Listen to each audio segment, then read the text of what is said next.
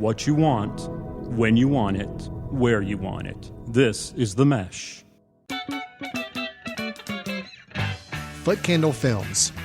Film news and reviews from two guys who really like movies. This episode is brought to you by the Footcandle Film Society. For a schedule of upcoming screenings and membership information, visit the Society's website at www.footcandle.org.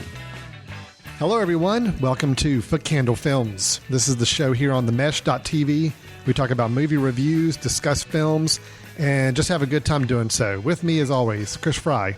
Chris, hello. How are you doing? Doing good. I've recovered from the whole Man of Steel, this is the end debacle. Yeah, that was for those of you that maybe didn't listen to our last episode, and we had some differing opinions on a few films, and I've gotten raked over the coals a little bit for my thoughts on Man of Steel. We'll get to that in a little bit. We actually have some listener mailbag feedback we want to go into a little bit later on our last episode. We'll talk about that in a little bit. But Chris, we're off to a brand new episode. We have new movies to review. Wiping the slate clean for a little bit. On today's show, a review of a film you've probably heard a lot about lately, and one you've maybe not heard anything about, and then a one in between. We do have Disney's The Lone Ranger starring Johnny Depp. We're going to jump into the latest Pixar sequel, Monsters University, and then we'll end with the Australian comedy drama The Sapphires starring Chris O'Dowd. And we'll also dabble into a little bit of movie news, our Footcandle mailbag, which we're really excited about getting into, and then end with our online picks for films that you may have missed over the recent months or years. But first, a little bit of reminder about who we are and what we're doing. You're listening to themesh.tv. This is our online network of audio and video programs that we put out regular episodes, and they're all for free, ready to listen to. So we encourage you to go to themesh.tv, check out our show as well as the other shows on the network. This is also being put together by Footcandle Film Society, which Chris and I are the founders of. We host special screenings in our area every month at a local theater where we try to show some interesting, unique films that maybe aren't getting the attention in the multiplexes that we think they should. If you want to learn a little bit more about what we're doing with our film society, you can visit us at footcandle.org. We also have all of our Footcandle Films episodes to listen to on that website as well. So with that, Chris, let's go ahead and get right into our reviews. First up, cue the 1812 Overture, put on your white hat. The Lone Ranger's back in the multiplex. From the time of Alexander the Great, no man could travel faster than the horse that carried him. Not anymore. Imagine time and space under the mastery of man. Whoever controls this controls the future. There come a time que vous savez.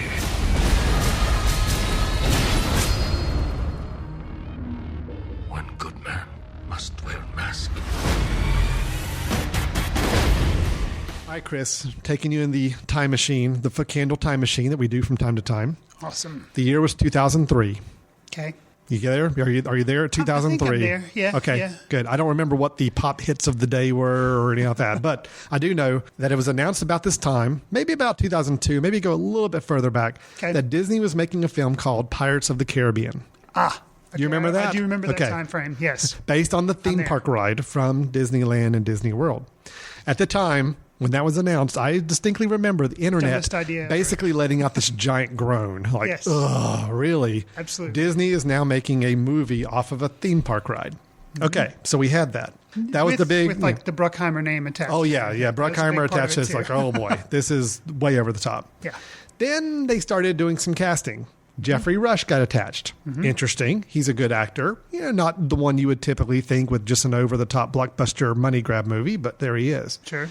Then they cast Johnny Depp, and everybody started getting a little more curious at this point. Odd. Not the first choice we'd put in a big franchise-building blockbuster, but there we go. Sure. Then we've got Gore Verbinski as a director, which not many people knew about. He had done The Ring. Okay. He did The Mexican with Brad Pitt and Julia Roberts. And Gandolfini. Yes, right. Gandolfini, kind of a little connection there with his recent passing. Yep. So all of a sudden, this film started to get a little interesting. Then the film came out, and it wasn't half bad. Actually, a lot of people really liked the movie. I believe you may be one of those people. I was one of those people. Absolutely. I enjoyed it for what it was. I didn't think it was great, but I did like it. I didn't walk away with a bad taste in my mouth at all. Gotcha. So here we go. All of a sudden, Johnny Depp is now this big international box office superstar. They've spawned 3 sequels off the movie. It made tons of money. Right. So now here we go. The Lone Ranger was announced. I think we may have mentioned it on Footcandle about a year or so ago on our podcast that they were working on it. Gore Verbinski is again attached to direct. You've got Bruckheimer as a producer. Yeah. Johnny Depp got attached, and everybody thought, oh, Johnny Depp's going to be the Lone Ranger. Nope, Johnny Depp's going to be Tonto. You've got Armie Hammer from The Social Network, who played the Winklevoss twins, which I thought he was great in that film. Really liked it. Agreed. So I was happy to see him kind of getting into a starring role as the Lone Ranger. And he's kind of playing that straight man role that I think Orlando Bloom had in the Pirates trilogy. Yes. Which made Orlando Bloom an even bigger star than he already was. So, Chris, do we have magic in a bottle again? Did the formula work again? Or do Verbinski and Depp kind of just need to step away from the blockbusters and go back to some of their more unique, smaller stuff? Wow. Obviously, if you're listening to this review, you probably have seen the movie or have no intention to. I think that's a pretty good. I think those are the camps that are happening. I think it's a pretty well split audience right now. Yeah, and I am surprised at the bandwagon of negativity. Okay. And I think a lot of it could just be with the way it's marketed, or so many people are tired of the Pirates franchise and immediately haul that negativity over to Lone Ranger. I liked this movie. Okay. Was it a perfect movie? Well, no. I can't help the fact that I've seen the Pirates movies. I haven't seen all of them, but I've seen the first 3. Yeah, I think most people have seen the first 3. The fourth one, I think you kind of even forget that they made. Right. So, yeah. I still want to see it at some point, but I'd kind of heard it was bad and everything. So I think people were tired of the Pirates movies, and basically this is just Jack Sparrow dressed up like an Indian. But I think that's an unfair criticism. Yeah. I think that Johnny Depp, he's probably making movies for his kids at this point, but he's still having fun. And I thought that there was enough different about the way he portrayed Tonto that I was able to enjoy the film. And there was an actual story that I felt like they were trying to tell. Mm-hmm. Now, I will say, I feel bad for Armie Hammer as the Lone Ranger. Why? Mm-hmm. Well, because in a lot of the movie posters, he's actually like off center and almost cut off a little bit, and like Tonto is like kind of main center. Sure. I mean, granted, Johnny Depp's a bigger name and everything, but the movie's called The Lone Ranger, not The Lone Ranger and Tonto. So I kind of feel sorry for that. And screen time wise, because of the way the movie is framed, constructed, it's told with some flashbacks, and Johnny Depp as Tonto is the person kind of giving those. Sure. So he gets immediately more screen time because of that. I think he probably does, yes. So, but overall, I think it's a fun film. It's, Okay. It's a summer film. It's not trying to be Oscar worthy or anything, but it's trying to be entertaining, and I felt like it succeeded. So, well, I think you and I are on the same page with this thing. Okay. Because I actually was going to start out by saying I feel really bad for the film because I think it's getting maligned a lot in the press unfairly. I think so. I'm with you. It's not a perfect film, and I do have my little list of dislikes and some problems with the film. But let me cap off what you were saying. I think it was a fun film. I'll tell you, some of the elements in the film I thought worked really, really well. I mean, there were actually some scenes and some moments that were just really fun, really great. I'll tell you what I was impressed by more is that I was really dreading the action sequences coming into this film. Okay, having come off Man of Steel. And off of all the recent films we've talked about. Sure. You know how I am. I'm not big on CGI, big over-the-top spectacles. Absolutely. Just for the sake of throwing it in there. Sure. And the last couple Pirates movies I saw didn't really make me feel very confident that action scenes were going to be handled really well in this film. Understood. Overall, I was pretty impressed with the action scenes, that they were fun. They were a little easier to follow than a lot of action sequences we've had in recent movies. I still wish, every time they have a really good action scene in this movie, they still end it or cap it with some really over-the-top CGI moment. That kind of bugged me a little bit. I didn't think it needed it. I think you could have really kept this more old-fashioned style filmmaking, and it would have been a blast. There was just a few moments here and there. It's like, okay, well, have to have that one little extra moment of this really over-the-top CGI. Was this released in 3D? I don't know. I don't know either. The theater near us that both you and I saw it didn't give us an option, which I was thankful for because I would have seen it anyway in 3D. But I wonder if that was just it's a studio thing where they had to put that in because that's a 3D. But the good thing is that it was very few moments. Sure. It wasn't over the top. It wasn't annoying at all. Sure. I thought the action scenes are good. I thought Johnny Depp, who I was dreading seeing in this film because I thought he was just maybe playing his same hand over and over again. Sure. He was fun. I mean, yeah, it was still him playing the quirky character, and he gets all the good lines, but he was fun. He was a fun character to follow. The framing of the film was interesting. I had a few misgivings with the way the framing was handled. I had a problem with it. But overall, I liked the idea, the concept of an old Tonto kind of telling the story. I think it was poorly handled in some places. I would agree. But overall, yeah, it was a fun movie. It wasn't great, but it was a fun movie. It definitely does not deserve the huge box office bomb label that it's being given and the low ratings I think that every critic in America is giving it. I thought this is a fun movie. I will tell you, for people who think that this is a good one to take your little kids to, it was a little on the violent side. Actually, a lot more violent than I expected. For a Disney movie yeah. too. I mean, it is PG-13. It is, but it's a higher level PG-13. It is not good for the little kids, I don't think. There's a few scenes that are, one scene in particular is a little disturbing. It's the cannibalism scene? Yeah. Absolutely. Some of the violence, cartoony violence, but a couple of them were a little over the top as well. And let me, overall, I think you and I are on the same page. I will say the framing that we're talking about, the flashback framing, that bothered me. You were saying how pleased you were with the action sequences. So was I, with the exception of one that kind of gets into some of the territory you're talking about kind of the dark tone. Like, there's a cannibalism aspect, but then there's an action sequence that takes place at a mine where some Native Americans are trying to do kind of like a rescue attempt. Oh, right. And there's I don't know if it's referred to as a Gatling gun at that point, but there's like an automatic type gun. And it's basically mowing down lots of people. Yeah, and at that point, I was like, okay, even though it wasn't bloody, it just got a little bit more. It was a little much. Dark. And I was like, wow, that's pretty not graphic, but just intense. See, I'm glad I went to go see this to review it. And my 6-year-old, I will not take to go see this movie. Now, my 11-year-old, maybe. I mean, it's right on that border where you're like, okay, if your child can handle cartoony violence and over the top stuff and not get freaked out, it's probably fine. But just be cautious about taking the kids to this one. Okay, so what are some things you talked about? Some things you liked. I did too. What are some things you thought maybe could have been improved with it? Well, it comes back to, even though I like the movie and it comes out as a summer blockbuster, you're plopping down $9-10 to see it. It was long. Yeah.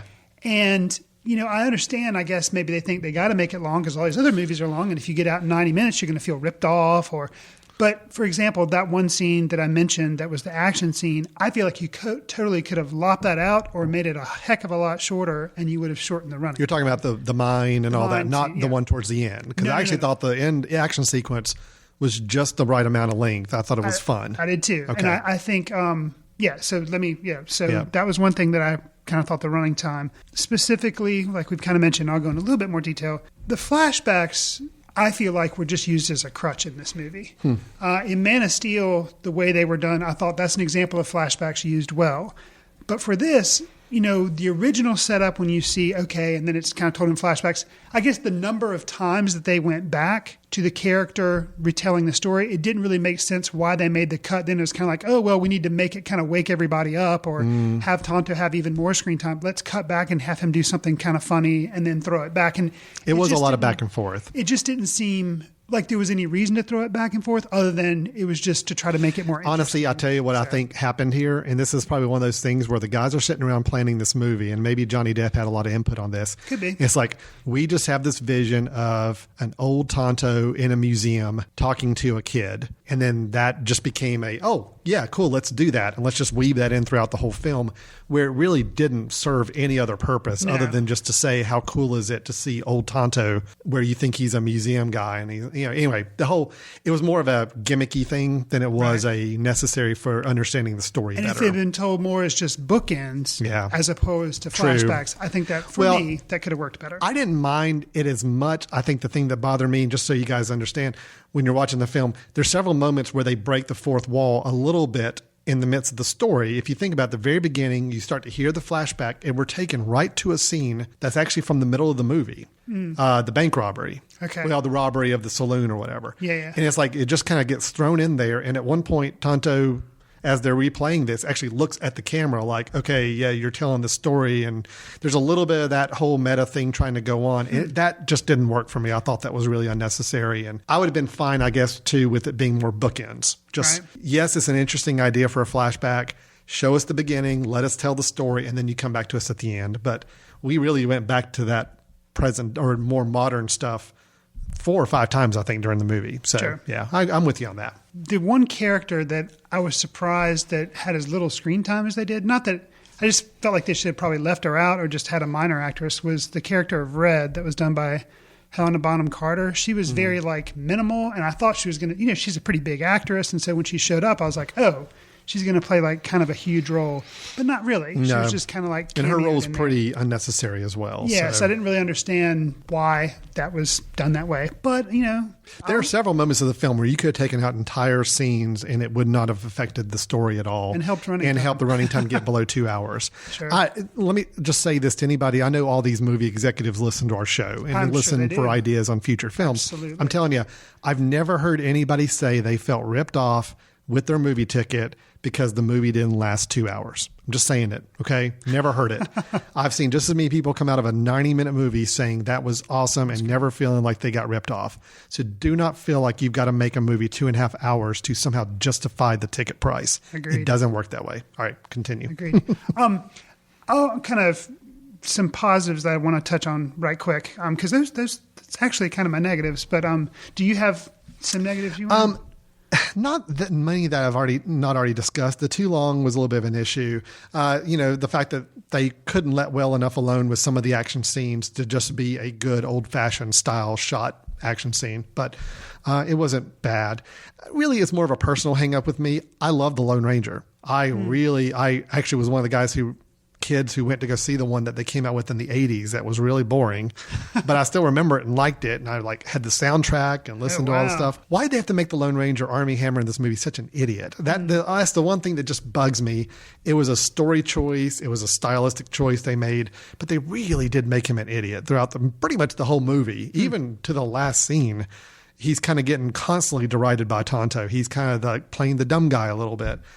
That bothered me. I wish that wasn't the case. I can understand starting out as he's building his character, but they really never let him be a smart, intelligent, big hero. Tonto really got all the accolades for that. And that bothered me a little bit, but that was more of just a personal choice in the story than anything. Sure. Otherwise, it was a fun movie. I liked it too. So what else did you like about it? Well, now these two things I'm going to mention, the first two things, I'm not sure if the filmmakers meant to do this. Okay. But I found them referential to film history. Okay. At the very beginning of the movie, there's a kid who has a red balloon. Yes. And he lets it go. I saw that too. So that to me kind of and the kid kind of looked a little bit like a kid from the old classic film, The Red Balloon. Yeah, I agree. So I thought I saw that as well. But I thought that was really cool. Something that I do not expect from the Lone Ranger movie. Yeah. So right away I was like, interesting. Then there's a scene where I think it's when they are beginning to flashback to the Old West, and they show some bison, buffalo, and then they kind of show a shot of a train going by, and in the individual windows of the train are kind of like frames of buffalo, kind of like it's a film strip, like one very early. That was neat. Film strip, like the train coming to the station that they showed in Hugo. This was another thing, like bison out on the prairie or whatever. This was like a archival thing that they were kind of referencing. Yeah, no, I liked it too. I thought that was neat. Good. Those two things, and they're again not something I expected to see in a Lone Ranger movie. And I guess for the kid in me, who I wasn't a Lone Ranger fan. I mean, I knew who the Lone Ranger was, but I wasn't really a fan. But when they started one of the action sequences and they specifically decided to use the William Tell Overture for and it was towards the end when they did. I just thought that was it was great. Genius. I thought it was a lot of fun. And think about how that whole action sequence started. I know we were talking about the Lone Ranger appears lassoing somebody and the music starts and that music continues through the whole action scene. It's great. It was fun. I was enjoying the movie up to that point, but I think that whole ending scene with the music kind of put it to a next level up for me. So. Yeah, and it helped. Yeah, even though the movie had been long at that point, when that started, I was like, okay, this is fun. This is worth it. Yeah.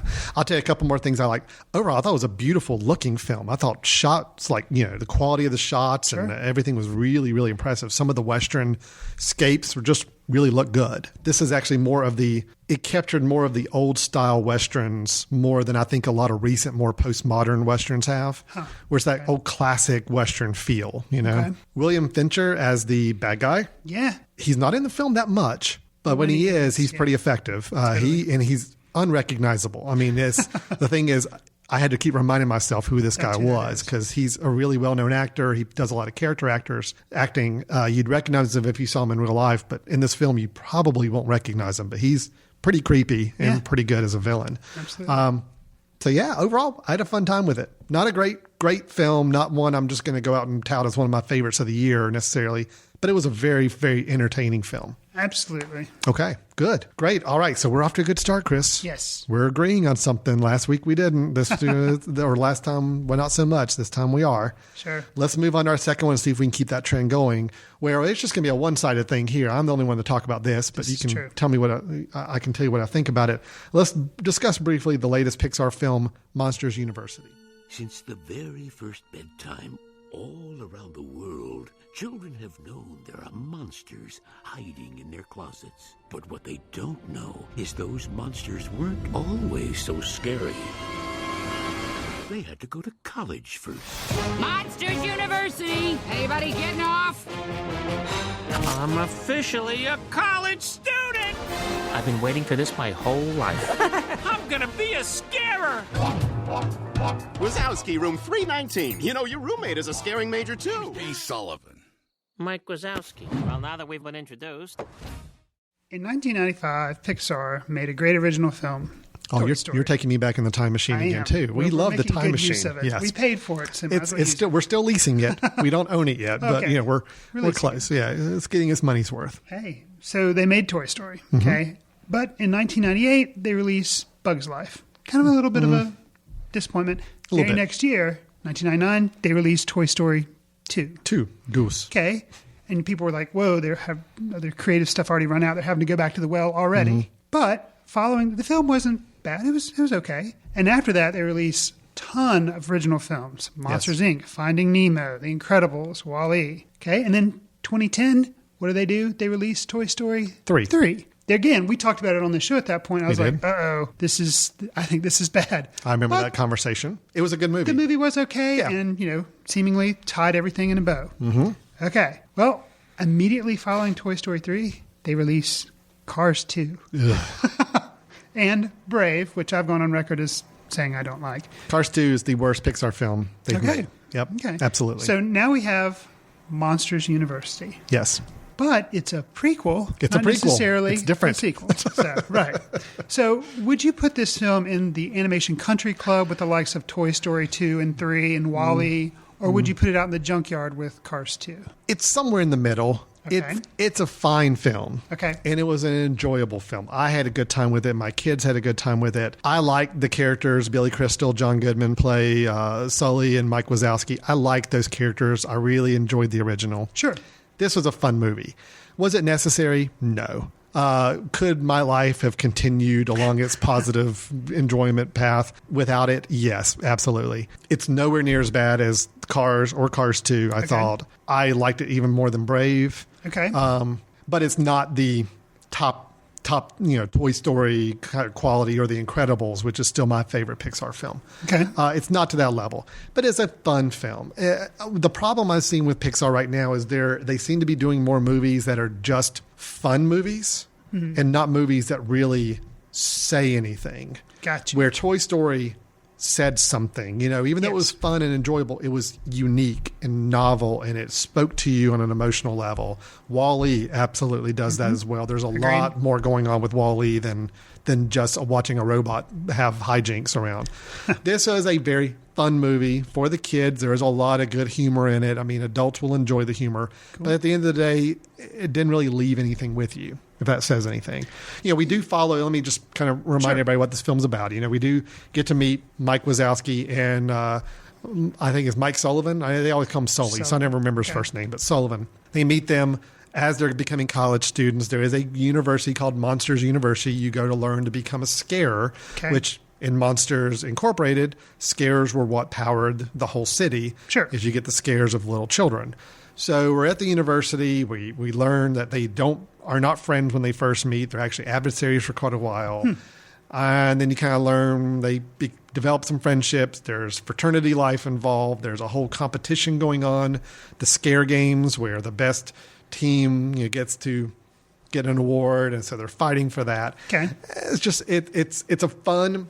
I tell you what I enjoy the most about it is it actually, for a kid's perspective, it was a pretty good insight into college life without it going, like Too Animal far. House or anything. Sure. It was like a kid's version of Revenge of the Nerds in a way. Okay. So from that aspect of it, I enjoyed it because it was fun to watch. And I think my boys probably got a little more of an insight as to what college life could be like, believe it or not, from a movie about a bunch of monsters than any other film I could show them right now at their age. Sure. So for that standpoint, I thought it was fun. It was enjoyable. It was more of a Disney or DreamWorks animation, funny, haha movie than it was a top tier Pixar film. Got you. If that helps you understand anything with it. Sure, definitely. And as far as like lesson teaching and things, this is not Pixar, but it's Disney. So, you know, it kind of, but liked it better than Wreck-It Ralph as well. I mean, I know that's a Disney movie, but it's still it was about on the level of Wreck-It Ralph. Let me just say that. I enjoyed Wreck-It Ralph as a fun movie.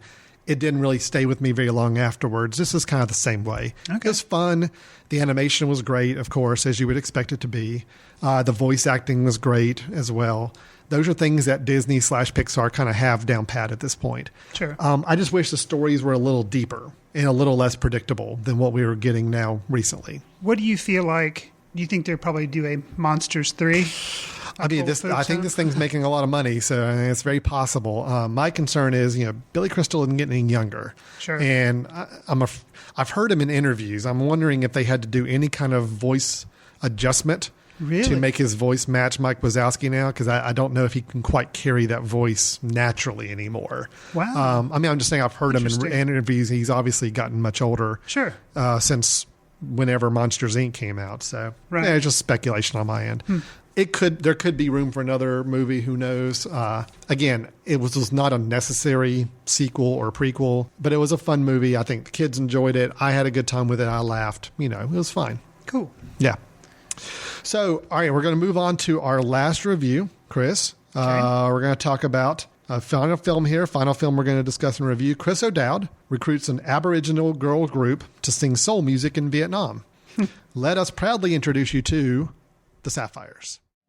Well, today I started loving That wasn't terrible. Do you sing anything other than that country and western shite? Sorry, what's going with country and western, mate? Oh, it's just wrong. Well, what do you think we should sing?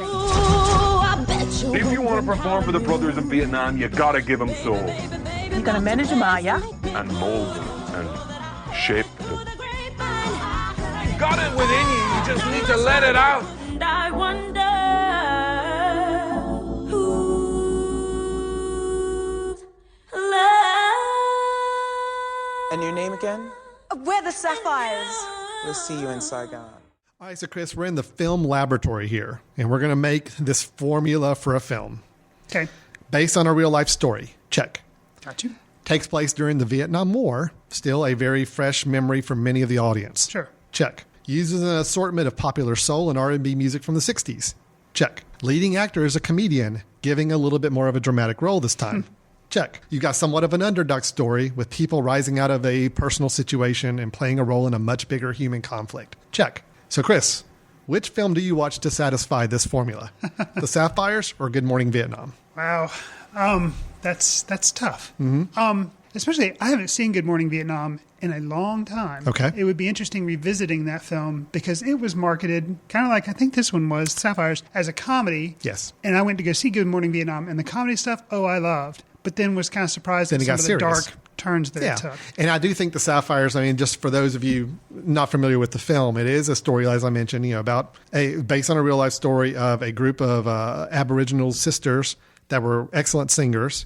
And they decided they're going to go try to make a name for themselves. They meet Chris O'Dowd, who plays someone who becomes basically their pseudo manager. Mm-hmm. And they get into a gig to go play for the troops in Vietnam and grow and experience some things together. So with that, Chris, did the film work for you? I mean, do you think did it play to that formula the right way, or was it too much into the formula to be a really good film? I think the film was trying too hard to be a mainstream success. Okay. And for some of the reasons you mentioned, I liked Chris O'Dowd in this film. I did too. I thought he was good. He was strong. Yes. But I think they picked him.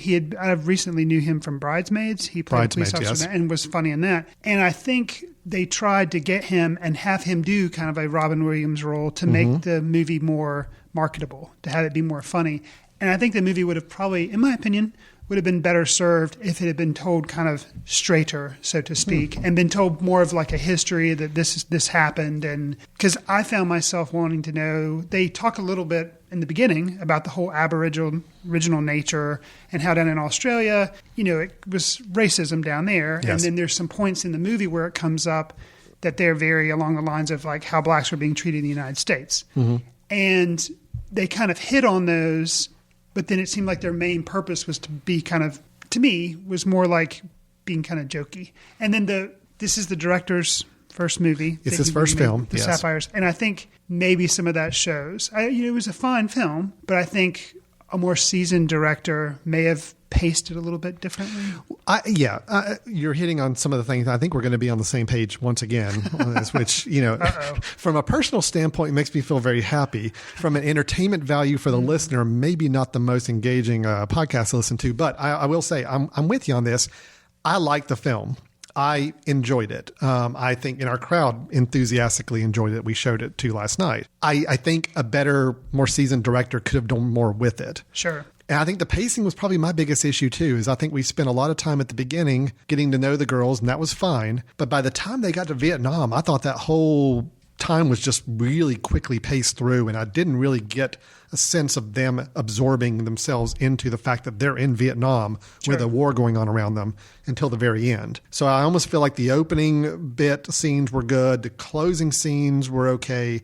The middle part I just felt was very rushed and we didn't get enough time to learn and get to know these girls as well as I think we should have.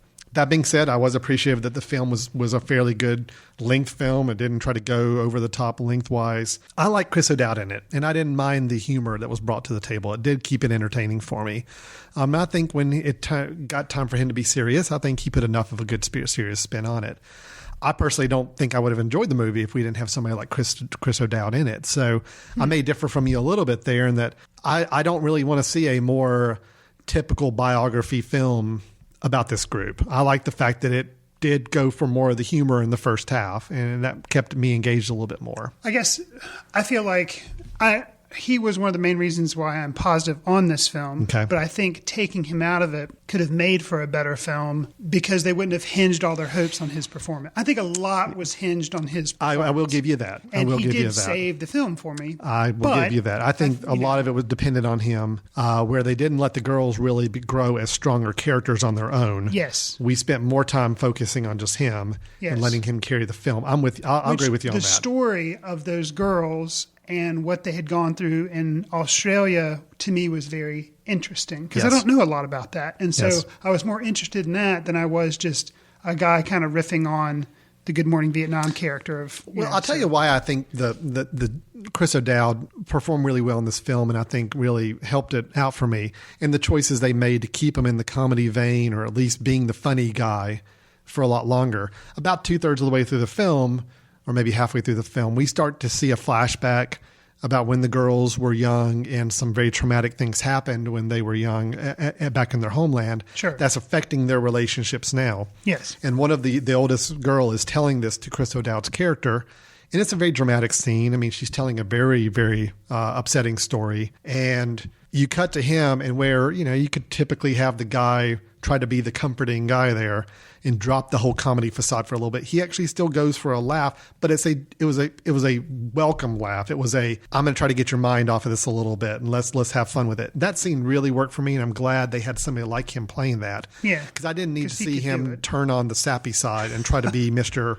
Emotional all of a sudden when he hadn't been up to that point. I think he played those scenes right, and I think it worked for me. The problems I had with the film, I mentioned the pacing. I just thought I wish we could have breathed a little bit more when they actually got to Vietnam. The scene of them coming into Vietnam and getting acclimated there was so quick and so fast and more like a montage. Mm-hmm. I just didn't feel like I don't think they really showed us the gravity of the situation, that all of a sudden they're now in this war-torn, hostile situation, and we just didn't get that until the very last scene. And I feel like they had some opportunities. There was one point where they had to go unescorted to another location. There was opportunities for them just to naturally see some stuff that they probably wouldn't have otherwise seen, and they didn't. The whole unescorted part really actually didn't amount to anything, which I was kind of surprised by. They kind of built it up. Yeah, and then turns out that was gone in a few minutes, and they're on to their next gig. Sure. The film was very formulaic. I mean, pretty much predicted what the beats and the steps of the story were going to be from very, very early on. And I think most of the audience could have as well. That's not to say it was a bad film. It's just is very easy to predict. And it did follow a very, very static formula from beginning to end, I thought.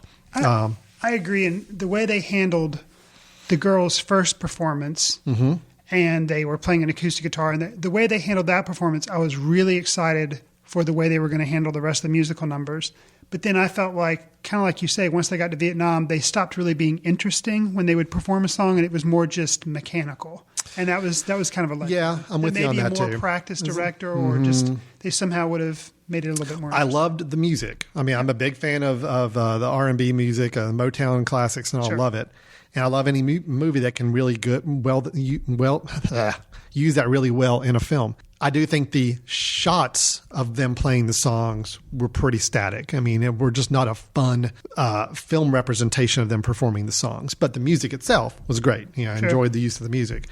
I thought some of the dialogue was pretty forced and a little cliche in a lot of places too. Just typical things you get with a formula film like this. Sure. But for a formula biography or inspired by a real story film that mixes comedy and drama and music, I enjoyed it. I thought it was a good film. Just it could have been so much better. I guess that's my take on it. So yeah, I'm on the same page. The thing that kind of you mentioned in The Lone Ranger, it was the action sequence towards the end. They played the William Tell, and that kind of not saved the movie, but that kind of let you know how you were going to feel about the movie walking out of the theater. Unfortunately, with this movie, I liked it, but what kind of pegged how I felt about it, like you're saying, is a little formulaic. There's a dance number, performance number it's at the end of the film, and they use some slow motion with it.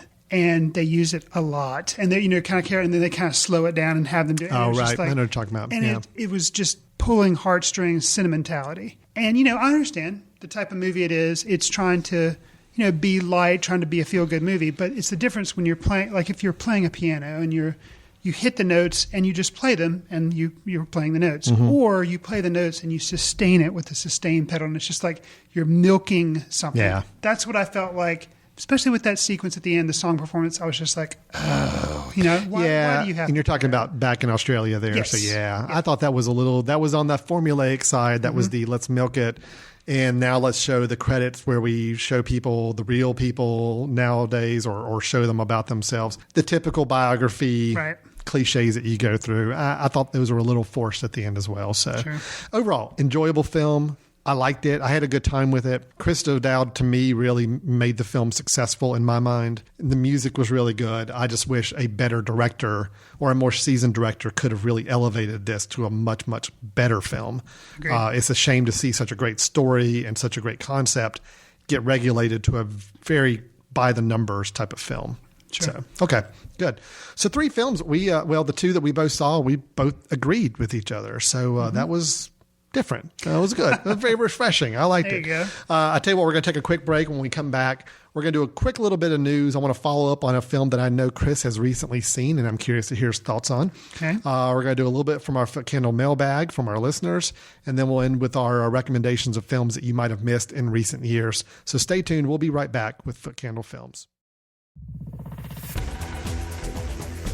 We'll get back to your show in a moment.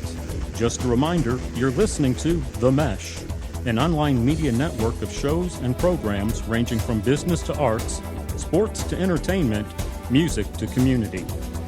All programs are available on the website as well as through iTunes and YouTube. Find out more at themesh.tv and give us feedback on what you like. And now, as promised, back to your show. Welcome back to Footcandle Films. I'm Alan. This is Chris. Hello. And we're back. We just had our reviews in the first half of the film, our first half of the episode, talking about Monsters University. We talked about The Lone Ranger. We talked about the Sapphires. Gave you some good feedback. All 3, we're saying, good movies. Sure. Check it out. It sounds like we were actually a little more enthusiastic than we expected about The Lone Ranger.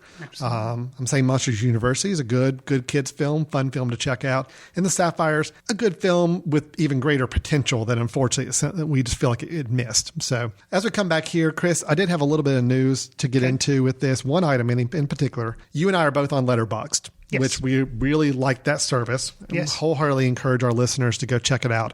Letterboxd.com without the last E. So Letterbox with a D at the end. filmsociety.com. If you go, it's a free service. You can go check it out. You can log the films you've seen, rate the films, give it a star rating of the ones you've seen, and check out what other people on the network are watching. So, Chris, of course, I follow you. You follow me. Yep. I see what you watch. Mm-hmm. You recently saw Skyfall, did you not? I did. The recent James Bond film directed by Sam Mendes. So here's my news item. It was just announced yesterday that Bond number 24, which will be the next Bond film, Sam Mendes is coming back to direct it after all. There was a lot of rumors that he wasn't going to do it because I thought he was like one and done. He was working on a stage performance of something and he didn't want to do Bond because of that work in the theater. Well, they worked out a deal. I guess the money got a little too good. Yeah. He's going to do Bond 24 coming out, I don't think, for another 2 more years. There's still some more time on that. But he is coming back. Did he write Skyfall or no? I don't remember about the writing. Okay. I don't know. So seeing that in the news, and it just hit last night that I saw that, and I thought, well, Chris has seen Skyfall now. Mm-hmm. I reviewed Skyfall as just myself on the show months ago. Mm-hmm. So let me ask you, what did you think of Skyfall? I really, really liked it. Did you? And I was surprised at how much I liked it. Okay, because good. it would make me go see the next James Bond theater in this theater, as opposed to just checking it out on DVD or streaming it, which is what I did with this one. Because in general, it doesn't impress me. When the new James Bond reboot came out, Casino Royale, I did go see that in the theater because I was interested, and it was really good. Yep. And then, like you said, the second one came out. Quantum of Solace was not good. And then I was just kind of like, okay, now it's back to James Bond movies, and I don't really care about them. But this kind of changed my tune again. And I really wish that I had seen this one in the theater because, granted, I saw it at home. It was on my big screen TV. It was nice, but I think in the theater, the Roger Deakins cinematography would have been even more incredible. Yeah. So I regret that I didn't see it in the theater. Well, Sam Mendes coming back, I think that's encouraging. I liked this concept of them kind of mixing up different unique directors each film. I think that idea is great. But when Skyfall works, and it's the highest grossing James Bond film ever, by the way, I think they're probably smart to say, you know what? That worked. Let's not monkey with it right now. Let's just keep him on board for a little bit longer. So that's smart. And in a way, too, Skyfall did set up by the end. It had kind of set up a new status quo for everything. Yes. It's going to be kind of fun to see Sam Mendes go back and kind of flesh out that new status quo a little bit more. Mm-hmm. There's every possibility that Bond 24 could actually be kind of a restart of the classic James Bond we've seen because now all the right characters are in place. The right format is set up. Right. It could be interesting. So I thought that was kind of good news to hear last night. And to me, that could be a very big challenge to take the original formula now that all the elements are in place and to make it interesting. It's kind of like, okay, now you got this really thing. Now what are you going to do? Because how are you going to make it interesting and not just a retread? A retread of what like Wrath of Khan, which or Man of Steel is of the second Superman. Sure. Like, how are you going to own it? Good point. Good point. But I'm glad that Sam Mendes is back because I feel like if anybody can do it, obviously he did it once. He can probably do it twice. Yeah, I agree.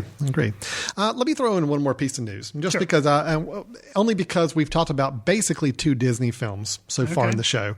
We talked about Lone Ranger, which is pure Disney. Mm-hmm. Then we talked about Monsters University, which is Pixar, but of course Pixar's owned by Disney, so it all works out. There's a film coming out, I think this December, called Saving Mr. Banks. You know anything about it? No. Okay, here's the premise.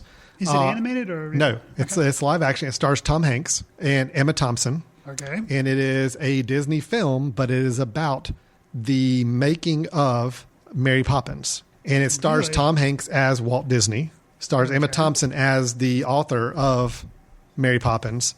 And supposedly their dealings, Walt Disney trying to convince her to let them turn Mary Poppins into a Disney film.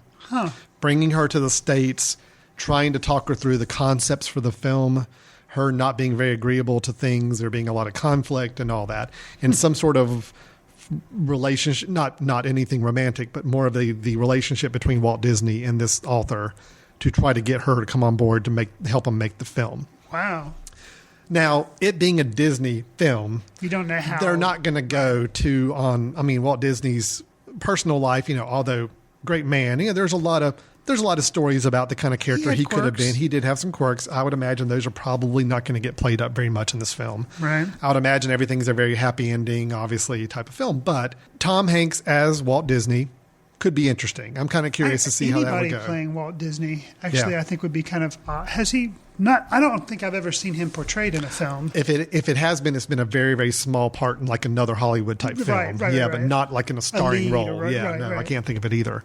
The trailer came out the other day is why I'm bringing it up, because you can watch the trailer online, even though, Chris, I know you're adverse to trailers. I am. This is probably one of those, though, that it gives you a better sense of what the film is going to be about, whether you're interested or not. Okay. So, as opposed to a film that you're already looking forward to, and a trailer may just ruin it for you. Sure. This is one where I kind of feel like I need to watch the trailer to see, is this the type of film I have any interest in seeing or not?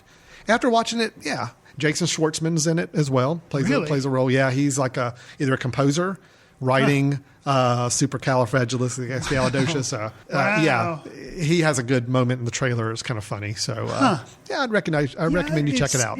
I'm curious about it. Do you know, is the release for this year? Or I think it's this December. I mean, the trailer's out. It's a full trailer. So Oscar bait. Yeah. Okay. Very well could be. Yeah. So that's all I had for the news. Bond 24, Sam Mendes is coming back to direct it, just like he did Skyfall, and Saving Mr. Banks with Tom Hanks. Check out the trailer, and I'd be curious to hear our listeners. What you think? Does this look like it's could be that Oscar contending movie, or is this going to be a sugary sweet Disney film like some of the other kind of real life stories they've done in the past? I'm going to throw out one more thing. We're going to do the whole trailer thing at some point. We'll talk about trailers that we like. I don't know when, but at some point we'll do that.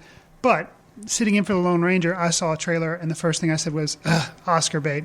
And since I just mentioned that for the movie you were talking about, The Butler, did you see that trailer? Yes. Okay. And this is a story about a gentleman who's an African-American who gets to work in the White House as a butler, and kind of his journey. Has a lot of big people in it. Forrest Whitaker, Oprah Winfrey. Those are just the two that first come to my mind. But a bunches of other it was a people. huge cast. Right. So from your response, you're thinking... Well, I tell you, here's what... I saw the trailer, and all I'm thinking the whole time is, okay, they're trying to recapture... Well, and they're trying to recapture Forrest Gump. Because the movie was basically, here's a guy that starts on one path of life, and he becomes so connected with presidents and real stories of things through human history, and we're following him through that story. And this is based on a true story? Yeah, it is. Okay. It is. But I will say it's Lee Daniels who did Precious. Okay. The movie Precious. He also did The Paperboy, which I never saw, but I heard some very interesting things about. Yeah, same here. So to see him do a very Oscar mainstream film that looks like a more classic Hollywood film from what the trailer looks like is interesting. That's the only thing about the film, and the fact that I do like Forrest Whitaker, that I'm intrigued by. The rest of the trailer really made this film look like it's just, yes, we are going for Oscar nominations out the wazoo here, and we're going to pull every stop we can to get it. Sure. But, an interesting director, an interesting lead actor, I could be game for it. I don't know. I was surprised that even though I felt like it was beating me over the head with, this is an important movie, this is going to be Oscar worthy.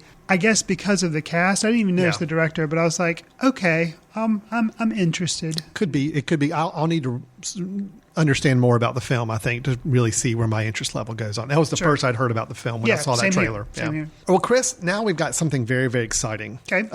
We've always wanted to do kind of a Footcandle mailbag segment, and we've had some emails come in, we've had some notes, we've just never really worked it in the show. We're going to take a moment here and at least read one feedback we've gotten to one of our reviews. Okay. All right. Excellent. And I haven't read this yet, so let me just scan it really quick. Sure. Nope, never mind. We're not going to read this one. Oh, okay. Yeah, because this one actually disagrees with my Man of Steel review. Actually, which I will say, a lot of people have chastised me a little bit about my Man of Steel feedback, where I think probably the fact that I used the word sucked at one point turned a few people off. I don't know. Okay.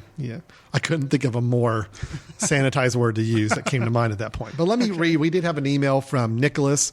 He's in Greenwich, Connecticut, talking about our Man of Steel review. Right. I will say the first sentence I have a problem even saying, but he's writing to you and saying, Chris, I tend to agree with your review more than Alan's. Dagger in the heart. Right there, Nicholas. All right. He says, I think Snyder, who's Zack Snyder, the director, Snyder tends to sacrifice story for action, though, which I do agree with. He's saying he agrees with your review, but overall, yes, he does see that Snyder tends to sacrifice story for action. Okay. Lois and Clark just kind of fall in love. There's no real connection in the movie for why they love each other. Also, the thing that bothered me about the movie is they spend the entire movie showing Clark not fighting growing up. General Zod was the military leader of Krypton, and Clark does away with him pretty easily.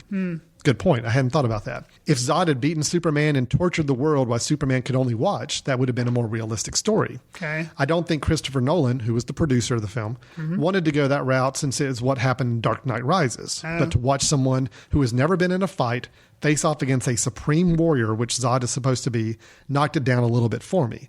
But overall, he's saying he did enjoy the film and he agreed with your take on it more than he did mine. But some interesting notes on it. I hadn't really thought about it. Sure. Superman, we don't see Superman having to fight anybody until Zod shows up. And all of a sudden, he's pretty much mopping the floor with Zod most of the time. It's a good point. I hadn't thought about that. Well, I'll address that. Let me address the romance thing first. Okay, sure.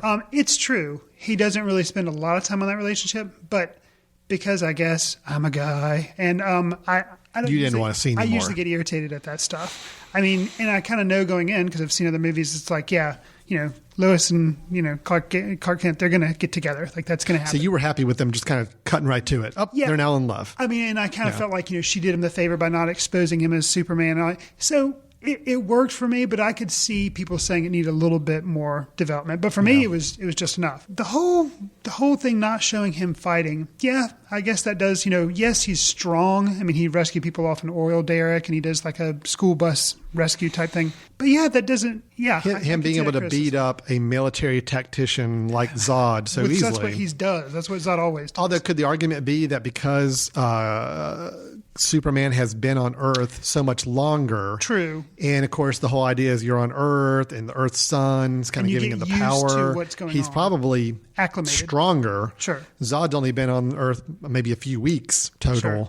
That could be part of the problem too. True, I could see that. Kind of the response back to Nicholas. I liked the way in the film that they showed Zod kind of discovering what was going on. Like, he had problems with, I guess it was the supernatural hearing, and he could hear everything. Like, he had problems with that. He had problems with the laser vision. Yeah, that's a good point. See, Clark had all those years to kind of get used to all those extra sensitive senses, and Zod didn't. I mean, Zod got kind of bombarded with it at one point, and then after a few minutes is like he's ready to start fighting again. So, yeah. So I guess I would come out still defending the movie, saying that's why it was okay for him to be able to beat up Zod. But it is an interesting point. This is just one more reason for me to pick apart the movie and say that I was still very disappointed by it. There you go. Again, I loved the first half. Well, I liked the first half very much. Hated the second half. So I really just, still just makes me mad thinking about it now. Okay, so thank you, Nicholas, for your email. We really appreciate it. And everybody else, please send us a note. Let us know your thoughts. We'd love to hear from you. Anything about reviews that we've given. If you've got some feedback on other films you've seen that we haven't talked about that we ought to check out or recommend, we'd love to do that as well. You can write us at info@themesh.tv. Or you can catch us at info@footcandle.org. Either one of those work fine. You can also just go to the websites, and on each of those two websites, there is a contact us page. You can just fill out a little quick form, send it to us. We'll make sure we get it. So you can go to themesh.tv or footcandle.org. Either way, we're at both sites. You can find us there. All right. So, Chris, let's wrap up the show here with what we traditionally do, where we'd like to talk about our recommendations for the audience. A film that maybe they've missed in recent years, maybe one from the past that needs a little more attention, or even a more new film that just came out that has kind of flown under the radar. Anything we can kind of call some attention to, a film that people can actually find through iTunes, Amazon, Netflix, whatever it may be nowadays, so you can watch it in the comfort of your own home. Chris, what do you have for us today? I'm going to recommend the 2010 film by Peter Weir, The Way Back. And it stars, lots of big people: Colin Farrell, Mark Strong, Jim Sturgis, Ed Harris, Saoirse Ronan, I think is how you say her name, from Atonement. Right. And it basically tells the story of some people that escaped from a Siberian gulag and walk over 4,000 miles to freedom in India. Wow. So kind of an incredible story. And it's based on a book, which I have actually read. Surprise, I guess. But I have actually read. And I thought it was really interesting the way they chose to adapt it. He does not go for a lot of emotion. He just kind of lays everything out there, and you take it how you take it. Not a fast-paced movie. It is kind of long, 120 minutes or over 120 minutes. You said Peter Weir directed this, right? Peter Weir, yeah. Okay. The guy who gave you The Truman Show and Master and Commander, I think. Yes. Yeah. And didn't he do Dead Poet Society? I believe he might have. Okay, yeah. So, guy makes good films. That's why I had read the book and I heard they were making a movie out of it. And I was like, really? I don't really see how that's going to work. And then I saw his name attached to it and I was like, interested. And it really kind of came and went. I don't think a lot of people saw it. And so this is an opportunity for you to see it. I strongly recommend it. One of the things that I'll say, I was kind of surprised. In the book, there is a reference to when they're going through, I guess it's the mountains of Tibet, they kind of have an encounter with what they don't say it, but they kind of hint at the fact that they think it's like a Yeti or an abominable snowman. Okay. They just have this, like, some weird things go on, and then they end up kind of skirting around this entity, this creature, and like leaving it out because they're afraid they're going to get killed or whatever. Oh, wow. And I was interested because I was like, wonder how they're going to handle that in the movie. Never a mention of it. And I think that was probably a good decision. But it just...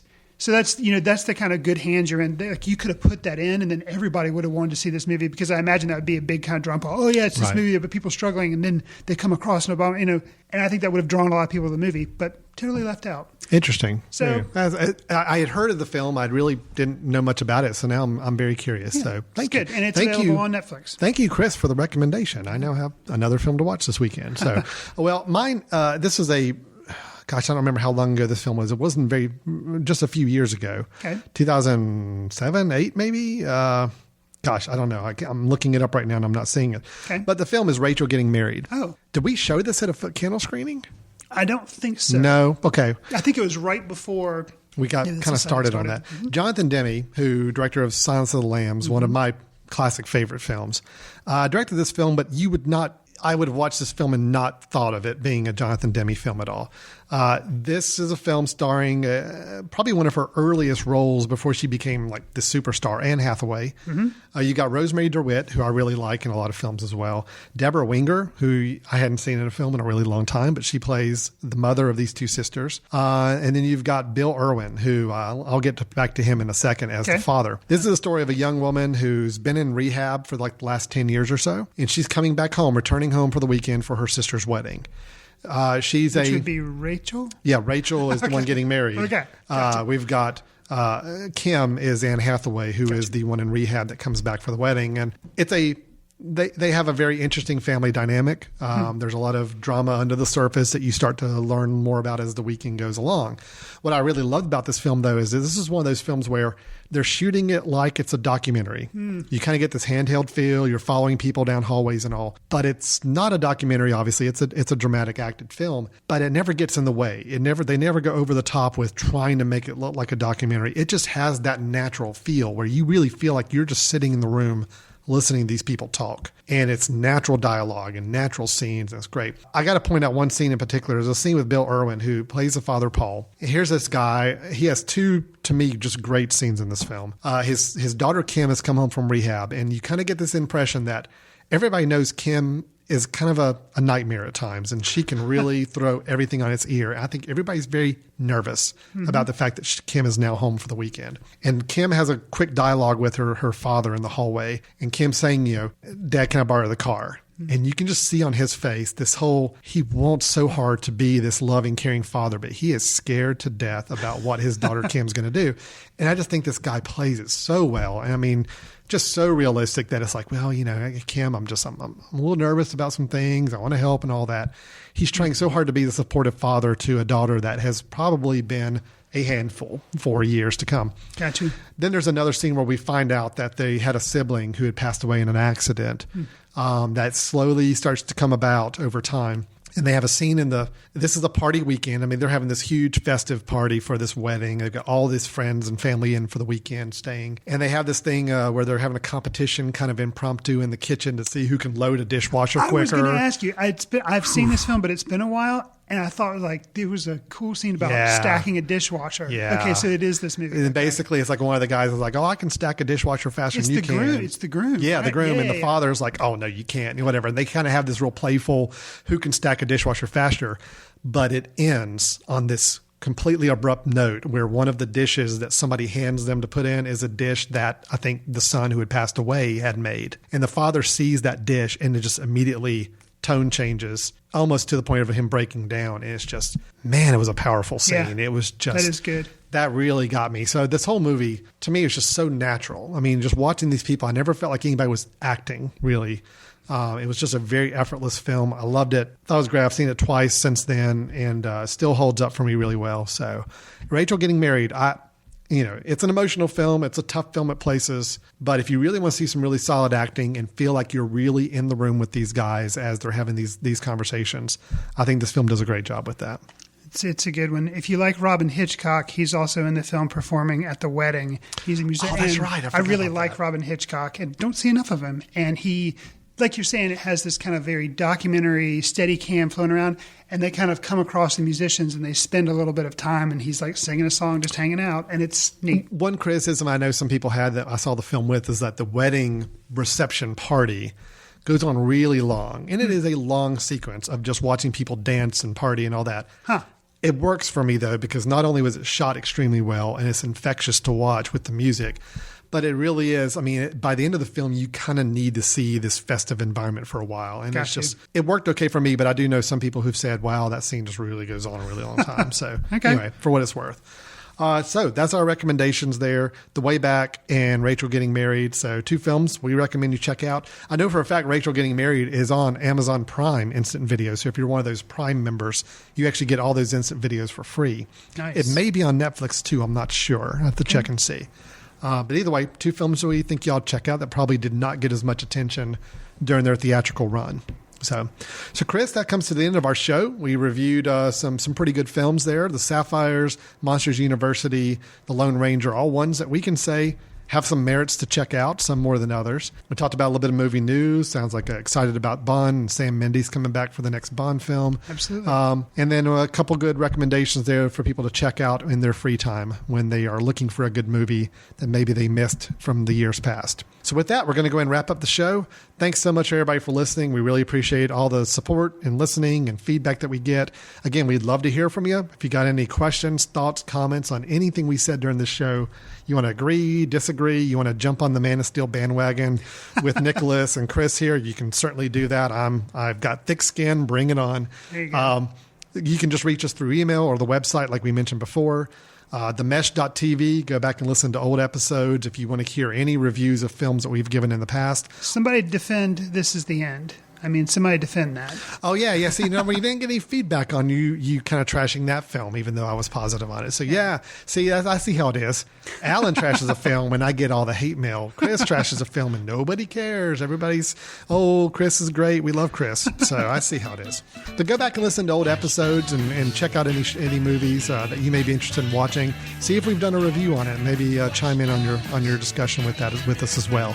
Follow us on letterboxd.com. We'd love to see you there as well.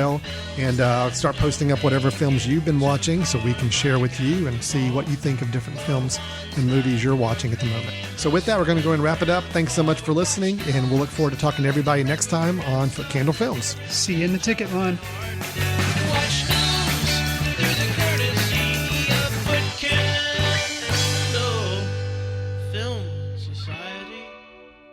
Special thanks to Carpal Tuller for the show theme music.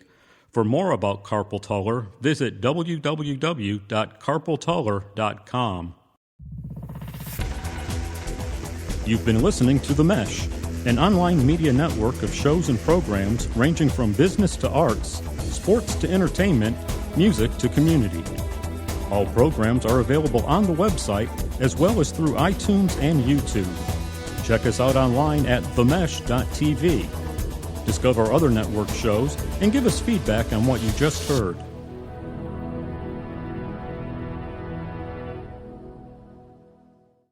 And out. Good. So, Pacific Rim. Actually, I have to say, from a lot of stuff I've been seeing on Twitter, it might, which is bad because that makes me then go in thinking, okay, I have an expectation where I was thinking I was going to absolutely hate it. Ryan Johnson, director of Brick and Looper, he liked Pacific Rim. I'm like, really? Okay. Because to me, it just looks like an absolute mess. It looks like Transformers. That's what it looks does. like. And I hated those movies. I keep reminding myself before I start to get any level of excitement for that film, I keep reminding myself I hated Transformers, all of them. And you hate action that's like that. Well, I hate action that's all just blurry. Let's go fast action where it's hard to follow and just overload it with explosions and buildings crashing and all that. That I hate. So you hated the Avengers. Oh, wait. No. The Avengers, to me, was much better than that. I know. And even the old classic big monster movies and big robot movies, I still like, because at least, I don't know. I know it's going to be tough. Did you like Godzilla that the Roland Emmerich did that came out? I actually kind of did. Really? And I'm the only person I know who did because everybody else trashes that film. I didn't think it was perfect, but I thought it was okay. Okay. Huh. I'm looking forward to this, but I am trying to go in with some level of tempered expectations because, Have you been seeing stuff that people have been like? I'm trying not to. Okay. I'm really trying not to read anything about it. Okay. I've got the sense that people are generally positive about it, but trying to, again, just be very conservative with my take on it. Because nothing will be more upsetting to me if 30 minutes into this film, I'm just like, oh, God, I've got a headache. I want this thing to end. So I hope that's not the case. Okay. Cool. So I am planning on seeing it this weekend. I'm probably going to go tonight with Alex, but we'll see. Is it PG-13? It's PG-13. It is, but actually the one thing I did read about it, I read a little bit from the whole parent's perspective, is that it's actually for a PG-13 movie with a lot of action in it. It's not a violent movie. I mean, you've got monster and robot. Being beaten up by a robot. Which they said if you're going to take a preteen to a PG-13 movie, this is one that's okay to do. So it's not scary. It's just... That's what my understanding is. Yeah, my understanding is it's definitely where kids could appreciate it and enjoy it more and not be freaked out by it. So.